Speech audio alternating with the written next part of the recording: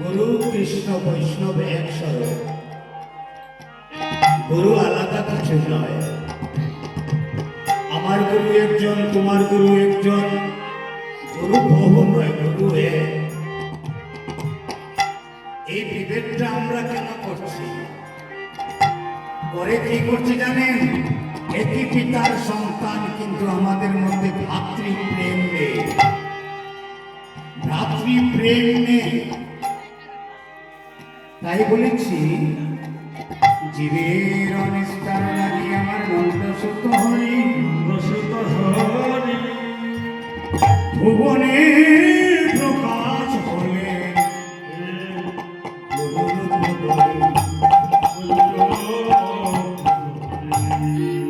তাই গুরুদেব কি করেছেন? বলেছেন তোমার নাম করো।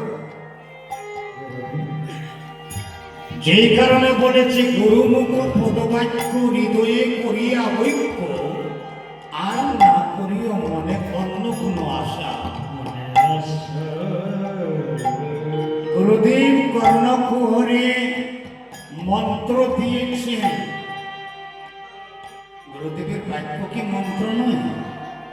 ভাগবতীয় বাক্য যদি গুরুদেব করেন অবশ্যই মন্ত্র স্বরূপ। যে কারণে কৃপা করে দাঁড়ে দাঁড়ে গিয়ে অবয়জাচিত মুহে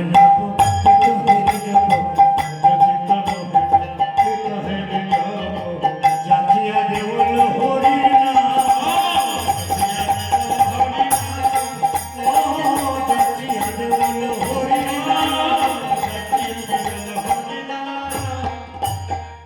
জীবের দাঁড়ে দাঁড়ে গিয়ে এই তারক ব্রহ্ম আগামীকালকে যে অষ্টপ্রহর হবে বাবা, আগামীকালকে যে অষ্টপ্রহর হরিনাম যজ্ঞ হবে। তো কথাটা কেন বলছি জানেন?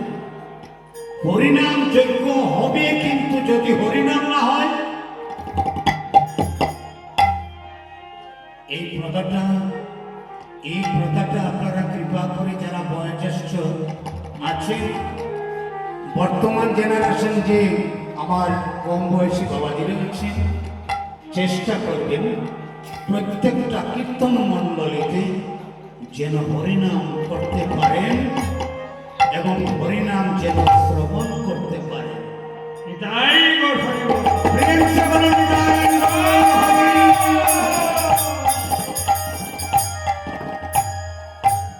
কারণ দেখুন, আমরা সকল কীর্তনিয়ারা বলি, আপনারাও জানেন, আমাদের মুখস্থ কীটগ্রস্ত হয়ে গিয়েছে হরিনাম, হরির নাম কেবলম কলই নাস্তে গতি অন্যতা।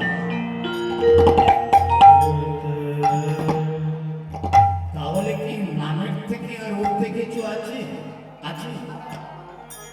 আচ্ছা বলুন তো, এত মন্ত্র, অনেক গ্রন্থাদিতে হাজার হাজার লক্ষ লক্ষ মন্ত্র, কিন্তু মহামন্ত্র কাকে বলা হয়? এই হরিনামকে। আর কোন মন্ত্রকে কিন্তু মহামন্ত্র বলা হয় না। যে কারণে অযাচিত মোহেন পতিত হরি জপ জাচিয়া দেওয়াল হরির নাম,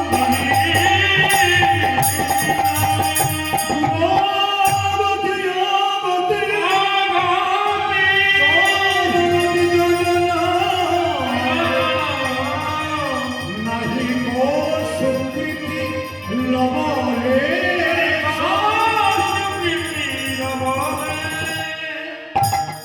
কি বলেছি জানেন? দাঁড়ে দাঁড়িয়ে গিয়ে হরিনাম বিতরণ করেছেন, আর হরিনাম দিয়েছেন বলেই আমরা আজ কীর্তন করতে পারছি। আমাদের সৌভাগ্য হয়েছে, আজ কীর্তন করতে পারছি। কেন না? আজকাল তো অনেক সংগ্রাম দেখেছে, কিন্তু হরিনামের সংগ্রাম কে করেছেন বাবা? হরিনামের সংগ্রাম এখন তো সংগ্রাম অন্য সংগ্রাম চলছে, কিন্তু হরিনামের সংগ্রাম করেছেন আমার সচির নন্দন গৌরাচার।